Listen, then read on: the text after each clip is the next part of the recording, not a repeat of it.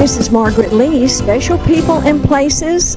I'm in Tuscaloosa, Alabama, Museum of Natural History. I'm here with Dr. Ron Buta, and you have another achievement here. You've just completed a book. Yes. What's the name of it, Ron? The book is Footprints in Stone, Fossil Traces of Coal-Age Tetrapods. It's about the animals that left ancient animals that left their footprints in tidal mudflats that used to exist in our area. All right. We're excited about this new one, and I know the Mining Museum would love to get a copy of that, and I'll let her know that it's out. Oh, okay. Okay. Great. And the animals lived 300 million years ago, a little bit more than that, and the world was different, the landscape was different, even the night sky was different at the time.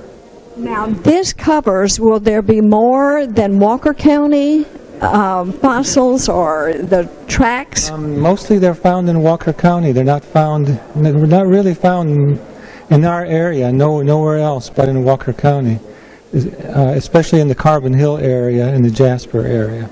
And the book is about those areas. But you don't find them necessarily in Mississippi, you don't find them necessarily in Tennessee or Georgia, you find them in Alabama. So it's a special thing about Alabama. It turns out that in Alabama the right coal seams are exposed near the surface, and they're coming above just one. The tracks are coming from just above one of those coal seams, and we got the right one. Ron, we know this takes a long time. How long has this book been in the making? I estimated 8.5 years. Oh. From the idea to the published book. And we owe the idea to Beth Motherwell, natural history editor of the UA Press, for suggesting the idea. But it still took a long time to do it.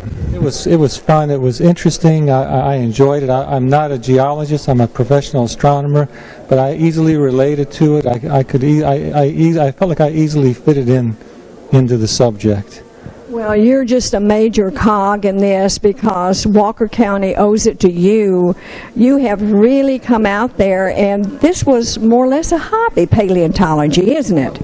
Well, in the mid-'90s, it was something I wanted to do with I was trying to think of something I could do with my daughter, who was only 6, something that we could do together outdoors, and I thought about rock collecting. It wouldn't matter if it was cloudy or raining, but as an astronomer, if it's cloudy, you can't do anything. But I wanted to do something that I could go outdoors and it wouldn't matter if it was perfectly clear. And it turned out to be rock collecting. And my daughter hasn't gone. My older daughter, she's almost 26. She's interested in biology, but modern animals. But nevertheless, maybe taking her out to the fossil sites, helped get her interested in biology. Well, what is the older daughter's name, Ron? Sarah. And how about the younger one? Her name is Katie. Okay. And Katie is a college student here now. She just started. I just can't believe that you and Debbie, now your lovely Debbie, she goes along with this, and she has... Yeah, she's been very supportive of it. It's been great. She's indulged you. She's reminded me, though, that the garage is getting a little full. So I'm going to have to contend with that at some point because I'm running out of space. But Walker County is rich in these types of fossils, and there's a lot to learn from them. And I'm hoping when I retire, I'll have more time to actually study them in more detail.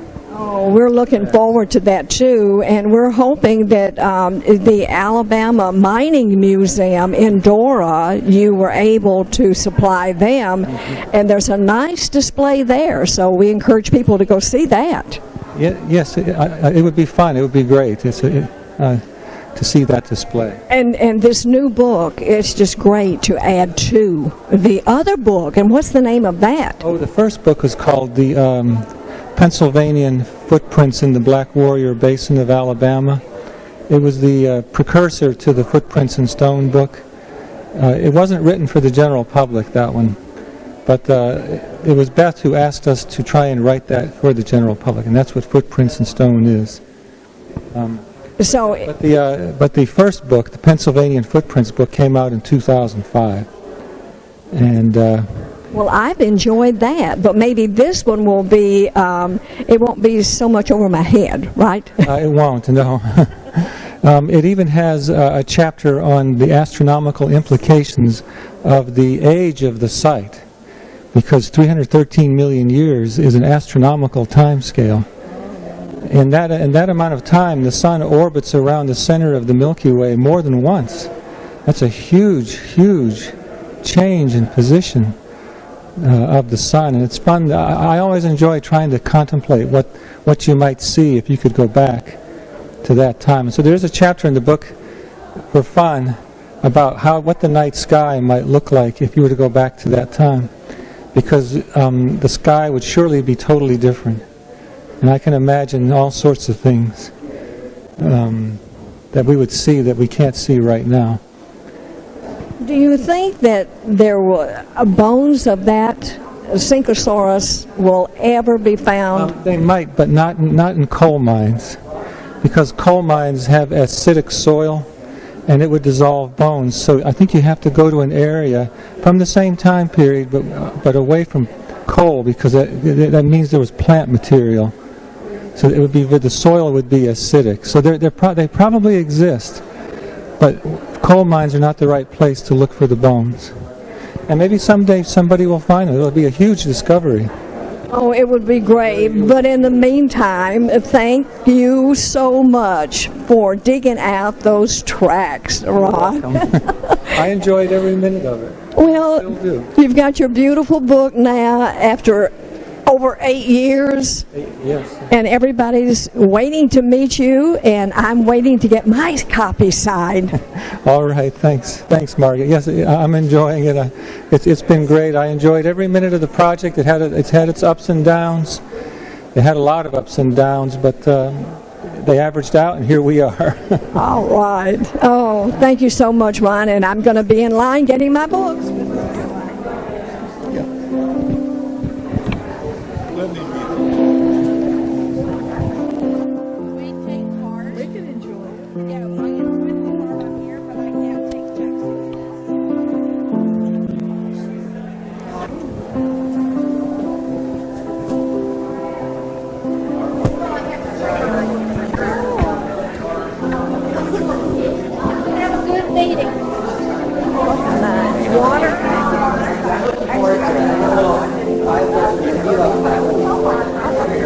All right, Ron, ready for that autograph.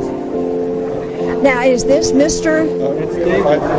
David Kapaska Merkel. Kapaska Merkel? Yes. We are so pleased. Aren't you happy this is over? It's not over. This part of it's just beginning, but we're loving every minute. It's been 7 years, I guess, since we started, and longer than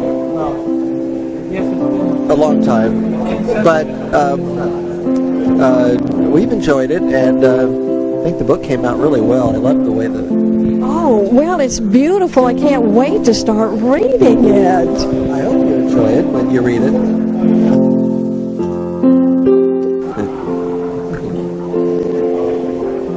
Should we sign right here? And here? Yeah. Just sign your name, Ron.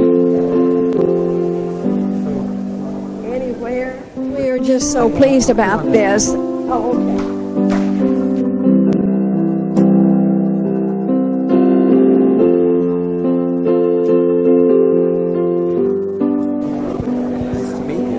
Oh, it's wonderful to meet you. So happy that, I'm told Ron, so happy that you have the passion, the interest, the passion to do this.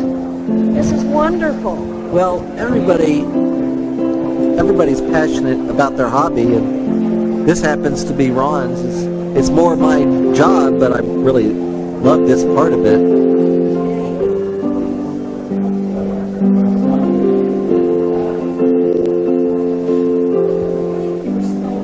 We're just so pleased about this.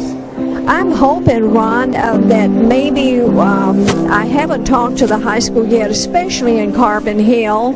I'm hoping that they will have some space and you will be able to bring out some things. I'd love to. I would love to speak in Carbon Hill. They need to know more about this. I'd love to do that. All right, we'll hold you to it. Thank you. So she sent me. I understand. I'm proud of these two guys. It took us 10 years, but we did it.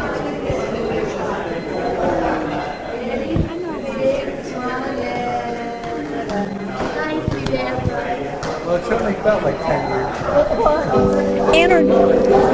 Introduce yourself. Well, how many years really was it? 8.5. And that's not too bad. Some books take 15 years to do. But this one, from idea to finish, was 8.5. But these two guys stuck with it through different changes, revisions to the manuscript, all kinds of trying to get the funding for it, because it's a full color book. It required some subvention, but they stuck with me, and we got it. The press ultimately got on board, and they're all here tonight. The designer is here. She made it look like a slab of rock. Amazing. Amazing. Slab of rock. I'm Beth Motherwell, the natural history editor at the press. Introduce yourself. Hi, I'm Claire Lewis Evans. Are you with the staff here by chance? I do work at the University of Alabama Press, but I also have a nephew who's very interested in paleontology. So I've been excited about this book ever since I first heard about it. Oh, we are so proud of Ron Buta. You can imagine in Walker County, we think he is just so wonderful.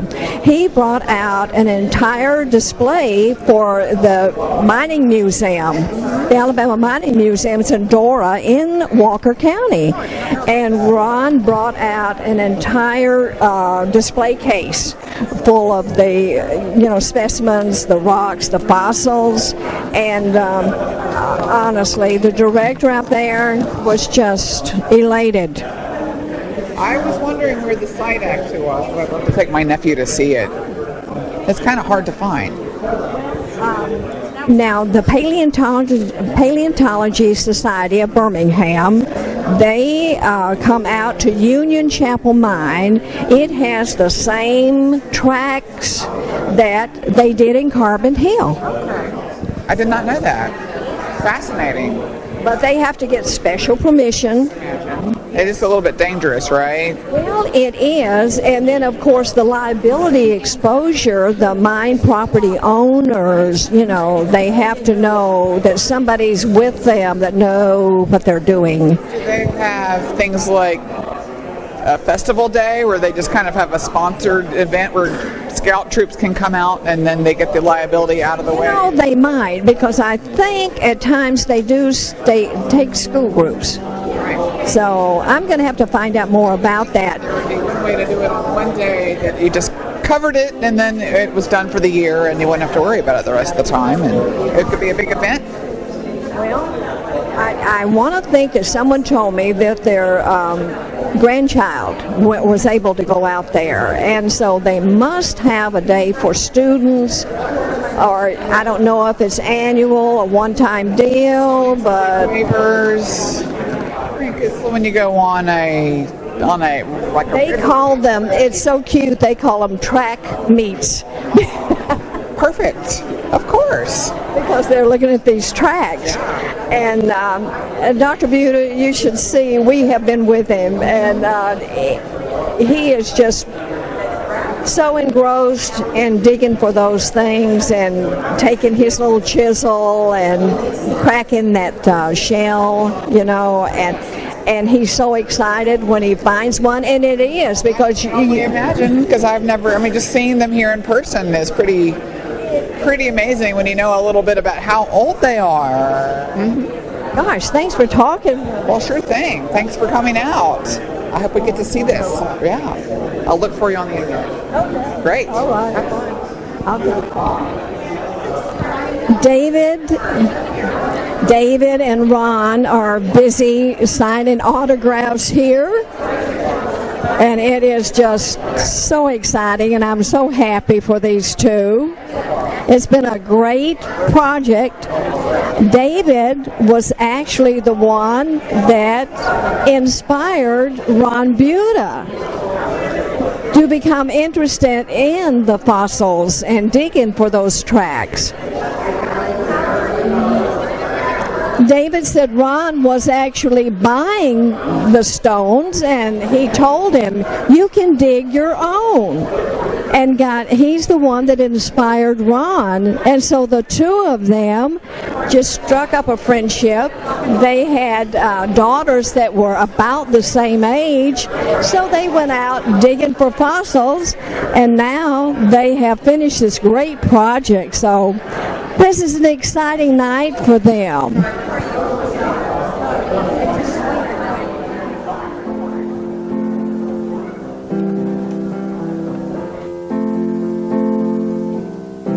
This is Margaret Lee, Special People in Places. I'm on the campus of the University of Alabama at Smith Hall. Footprints in Stone, the latest book by Dr. Buta. We were here about a month ago to do the book signing for Dr. Ron Buta. We would like to go up and film the display of the meteorite that hit in 1954 in Sylacauga, Alabama.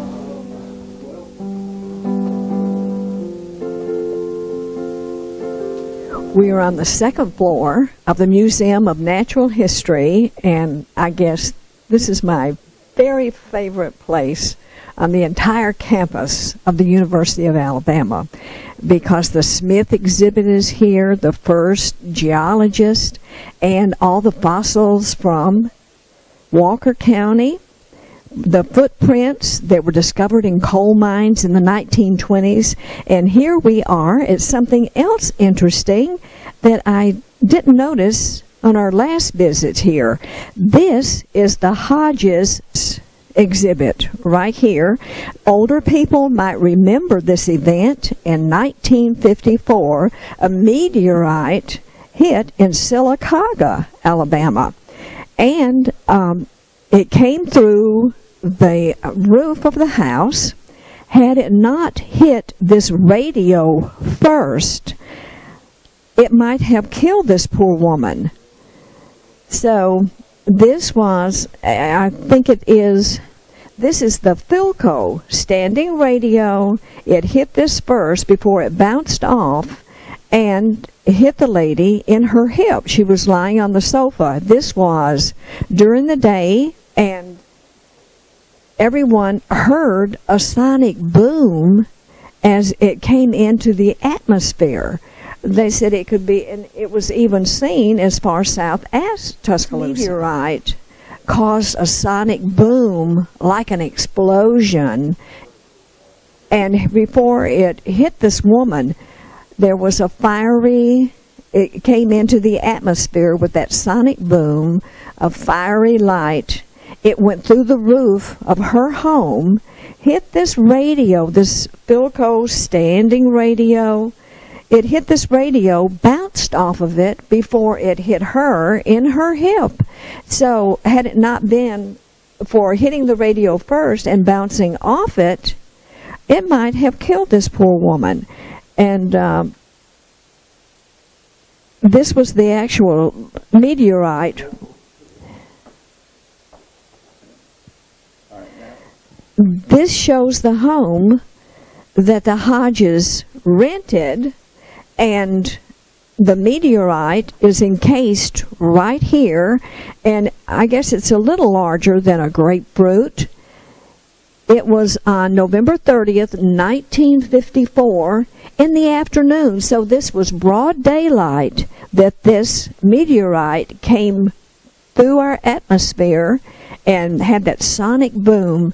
And the size of it, she was taking a nap, Mrs. Hewlett Hodges, and when it hit the radio, bounced off, and this shows an actual photo of the interior where this thing came through the roof, through the ceiling, bounced off that radio, and hit her lying on the sofa. And it says on the display, on this exhibit, it did give the weight. It was an 8.5-pound stony meteorite which struck her. This made news because this is the first time ever that someone was actually hit by a meteorite. So I'm sure Ann Hodges could have done without this 8.5-pound meteorite. Penetrated, went through the roof, went through the ceiling of her home, hit the radio, bounced off it, and hit her on the sofa. And so, poor Ann Hodges, it was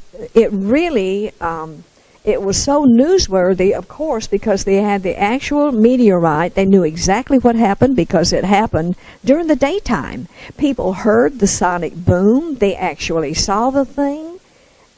This meteorite was one of several fragments of a large fireball which approached from the east before bursting with a loud noise and a puff of smoke. The path was visible over much of the state, even as far away as Tuscaloosa. So in 1954, people in Tuscaloosa could actually see that fireball coming down. So it made national news, and this poor soul was even on a television, on a program at the time called I Have a Secret. And no one could have guessed that unless they had been watching the news very carefully. Another fragment was found several days later by local farmer Julius McKinney while hauling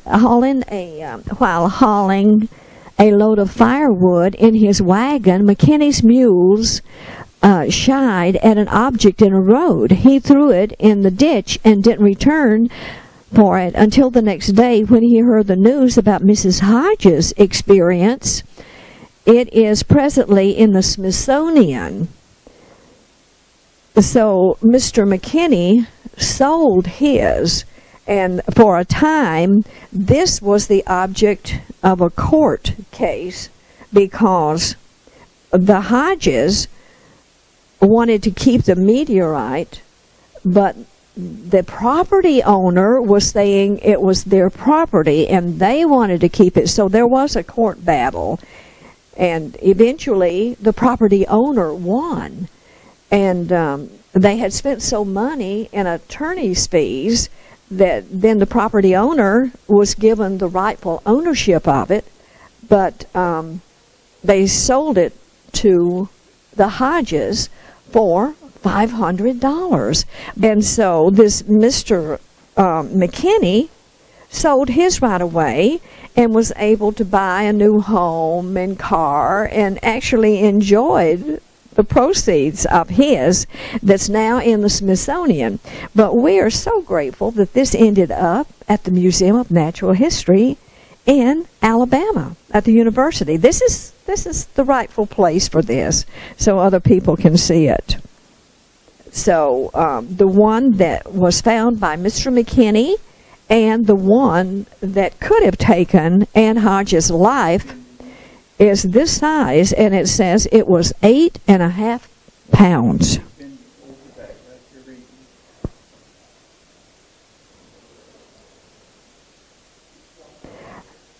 But how strange that this Mr. McKinney that had a wagon load of wood, that his mules were frightened by the object. That is really odd.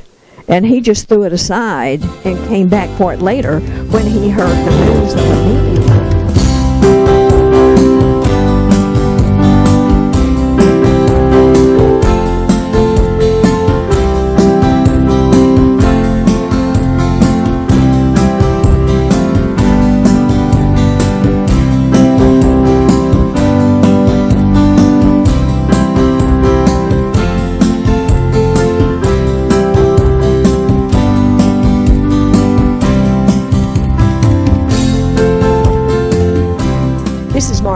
Special People and Places. I am on the University of Alabama campus at the Smith Hall, and this is the Alabama Museum of Natural History. Smith Hall is named for very famous geologist Aileen Hdrsn has completed this book in 2011 on the life of Dr. Smith. Aileen, introduce us to your daughter here. Your daughter's name. My daughter is Ann Weston, and she lives in Costa Rica in the rainforest. Oh my goodness. And we're so happy to have you with us today. And the new director of the museum is John Friel. John? I just started here in March, coming from Cornell University, and I'm really happy to be here.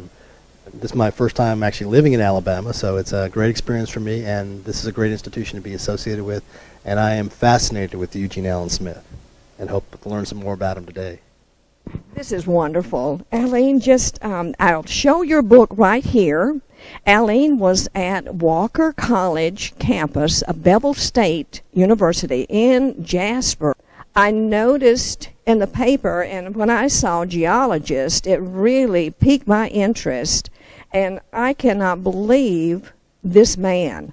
But it's too bad, but I'm so glad you were the very one to do this biography of this man, Aileen. I mean, it's been 4 decades since his death.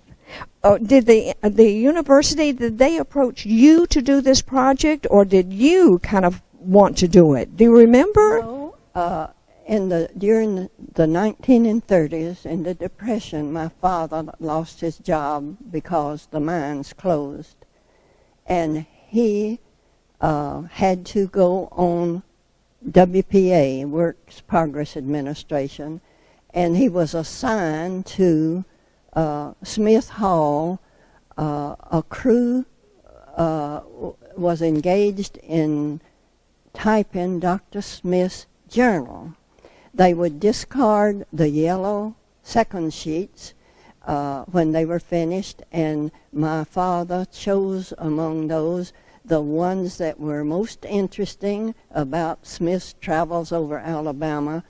I think I remember in the foreword of your book there was something about Smith. Dr. Smith was here when Union troops actually burned the university buildings. Was that true? Dr. Smith was here teaching cadets. It was wartime, and he was in the Confederate Army. Smith had been a private, but he was an officer now, teaching cadets the ways of fighting war.